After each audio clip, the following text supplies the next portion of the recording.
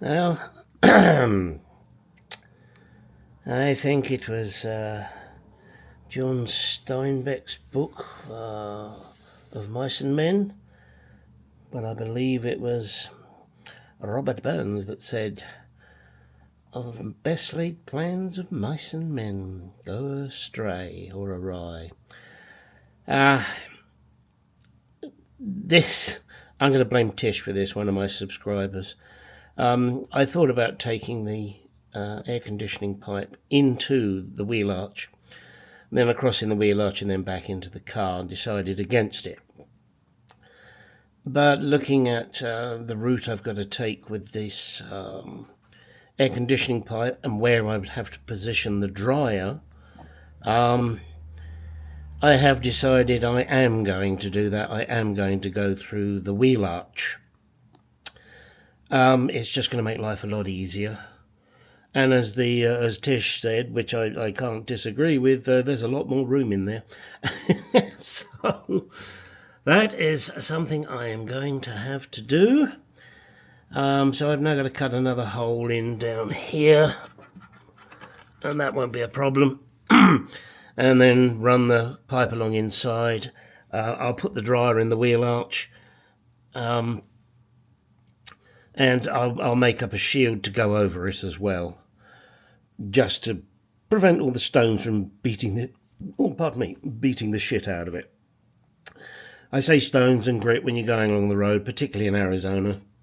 We get this dust everywhere, and it's like sandblasting. So I will have to make up a shield for that.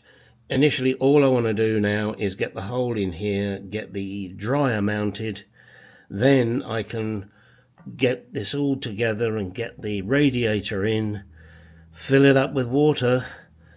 Yeah, I still think I'm going to do that. I mean, I go back and forth. Should I use prep? Should I use water? I've got both. I don't know. I'm still going to have to give that some thought. I haven't yet decided. Yeah. And I think it was Udo, one of my other subscribers, said I make him smile with my videos. And I reckon that's because he doesn't have to do the shit I'm going through. Alright, so let's get on, cut the hole. I've got the grommets. Well, stop prattling. Get the car up in the air, get the wheel off, and get started. Okay, another little trick I've had to do. These were solid. There were no holes in them, so I got my little drill here and just drilled through. It works. It makes it into a grommet, which is what I need. I need 2 of those, and then I'll be using this one to cut the hole in the body. Wish me luck. Well, pilot hole drilled. Now it's a matter of cutting the big hole. This is not something I enjoy doing, cutting holes in my bodywork, but needs must when the devil drives, and he drives a lot with me. You know, this is one of the best tools I have ever bought. It is a set of taps and dies. Yeah, good old Harbour Freight. Can't remember exactly what it cost me. It wasn't a lot of money. Is it top quality? No, but it does the job. I mean, I'm not particularly keen on this tap wrench. I've got a much better one, but this works fine. Don't like this. But, you know, when you're working on something this size, you probably need that. I'm giving you a little screwdriver. It's amazing. I mean, I have just rethreaded this bolt. Why, maybe you're asking? Well, let me see if I can show you. I've got this bolt. It wasn't long enough for the job. This is the job. Yep, got to go through there. So I'm going to drill the holes, weld the nut on, put the bolt in, and then slide it all together. All of that is to hold my AC dryer. Where is the dryer going? Yes. Let me show you.